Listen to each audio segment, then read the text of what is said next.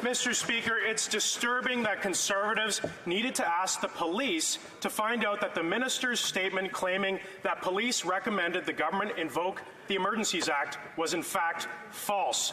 No such recommendations were made by police. The deputy minister tried to explain the minister's claims, saying he was misunderstood. Why did the minister repeatedly fail to give Parliament accurate information, or was he just hoping he wouldn't get caught? Good question. Honourable Minister of Public Safety. Mr. Speaker, let me quote from the testimony of Commissioner Brenda Lucki of the RCMP in front of the committee that honourable colleague is a member of. She said, and I quote, "When they did come up with the measures," referring to the government, "they came to us to say, would these measures be useful? Then when they were revoking, of course, they came to us and said, are you in a position that you no longer need the additional authorities?" It was a consultation. That's precisely what we've said all along. It was the responsible thing to do to invoke the Emergencies Act. And if you want to be a government, you got to know how to protect Canadians, Mr. Speaker. That's what we did.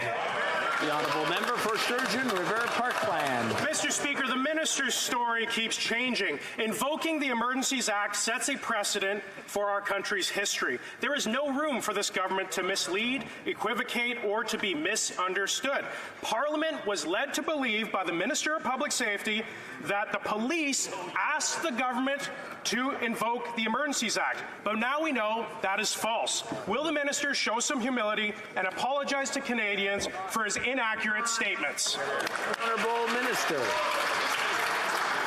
Mr. Speaker, you would think that colleague, that honourable member of this chamber, would have the humility to recognize the words that I just said were not from the government, but from the RCMP commissioner in front of the committee, which he was privy to, which he heard. He heard those words. The commissioner said that the government consulted, which is exactly what we've said all along.